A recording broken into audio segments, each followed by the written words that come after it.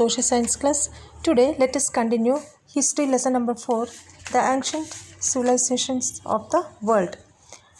In previous class we learned about the Egyptian civilization and Mesopotamian civilization.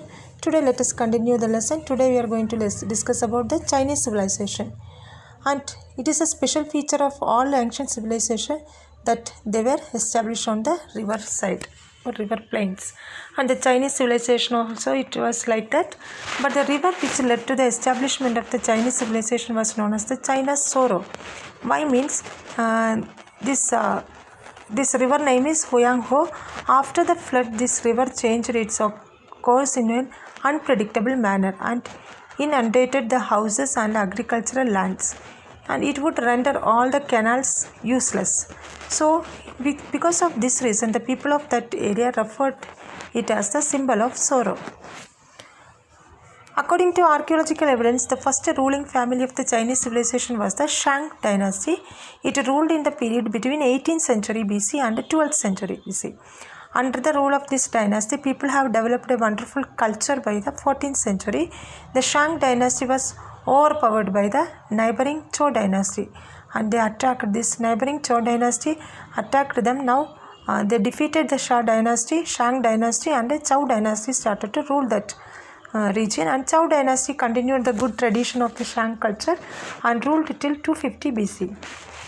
In the Zhou dynasty, there was a section of officials below the kings, and under the king means so many officials were there, and the king gave portion of land to that officials, and for the returns these officials supported the king during the war or battle. In the social stratification, the communities in the next level were the merchants and the craftsmen. After the king, merchants and craftsmen were there in the society. Apart from them, we can find a great majority of peasants as well. Peasant means agriculture, means farmers. In the lowest strata of social hierarchy were the slaves. The slaves got the lowest position in the society.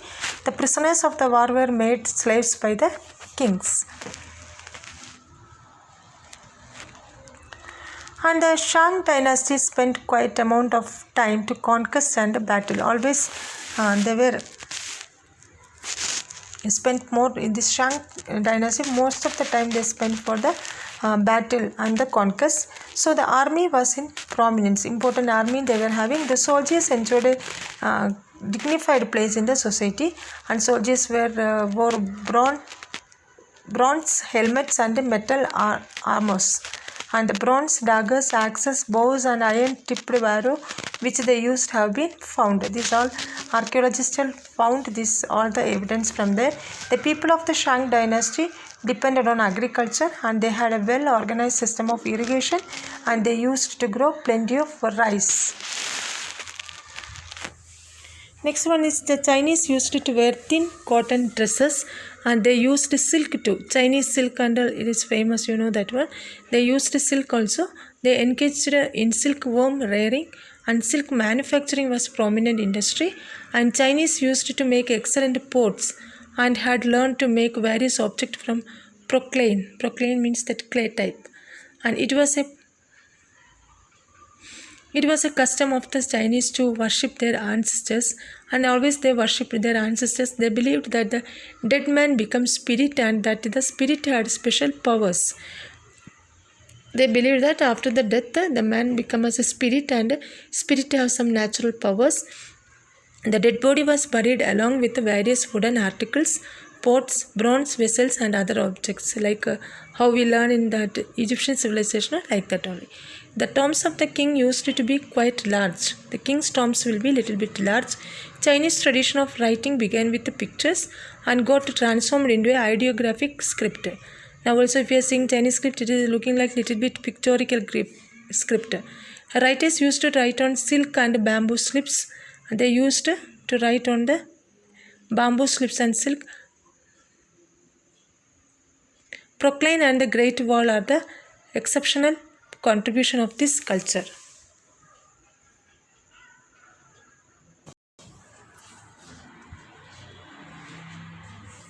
Here Porcelain means ceramic productions. Okay, and the Great Wall are the exceptional contributions of the important contribution of the Chinese culture.